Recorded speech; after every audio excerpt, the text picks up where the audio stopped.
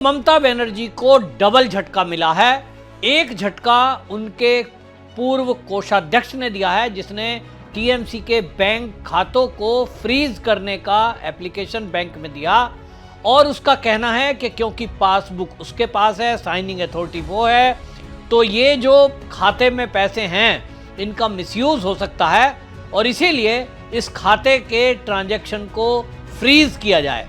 दूसरा झटका ममता बनर्जी को कलकत्ता हाई कोर्ट से लगा है, जहां वो बागी गुट के विरुद्ध केस लेकर पहुंचे थे और उन्होंने कहा था कि हमने जो नेता प्रतिपक्ष के लिए नाम दिया था और उसका जो पत्र दिया था वो अभिषेक बनर्जी के ऑफिशियल लेटर हेड पर दिया गया था, उसको विधानसभा के स्पीकर ने स्वीकार ना करके उसमें प्रतीक्षा की और जो ऋतुव्रत बनर्जी है उसके द्वारा जो पत्र दिया गया उसको स्वीकार कर लिया।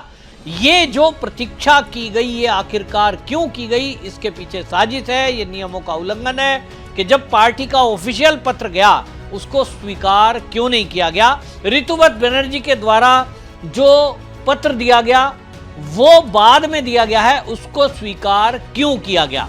अब इस पर आपको बताएं कलकत्ता हाई कोर्ट में बहस हुई, उस पर मैं बाद में आऊंगा। पहले मैं आपको बता दूं ममता बनर्जी को जो झटका लगा है, और वो झटका और किसी ने नहीं, जो ममता बनर्जी के कोषाध्यक्ष हैं वो उन्होंने दिया है।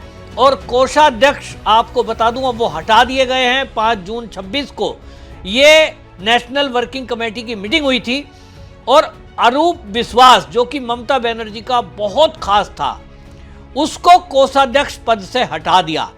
सीपीआई के जो सीपीआई-एम के विधायक हैं, अगर उनकी बात माने तो वो ये कह रहे हैं कि 6000 करोड़ से अधिक रुपया इस खाते में पड़ा हुआ है।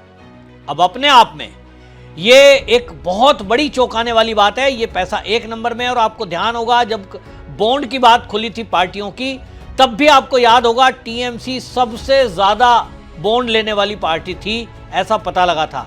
सीपीआई-एम के जो विधायक हैं मुस्तफिजुर रहमान, उन्होंने ये कहा है कि जो अरूप विश्वास है उसका जो उन्होंने कदम उठाया है और अकाउंट को फ्रीज करने की बात कही है, मैं इसका समर्थन करता हूं, क्योंकि इस पैसे को ममता बनर्जी निजी उपयोग में ले सकती है, जबकि ये आम जनता का, कार्यकर्ता का पैसा है। अब इस मामले में नया मोड़ तब आ गया जब ममता बनर्जी की तरफ से दावे किए गए कि हमने तो इसको निकाल दिया है। तो सवाल ये उठता है कि ममता बनर्जी का खास आदमी कोषाध्यक्ष बना रखा था, अचानक से उसको हटाने की जरूरत क्या पड़ी। एचडीएफसी बैंक को अरूप विश्वास ने जो चिट्ठी लिखी है उसमें उन्होंने लिखा है कि ये जो जितने भी ट्रांजैक्शन है इसको रोक दिया जाए, फ्रीज कर दिया जाए।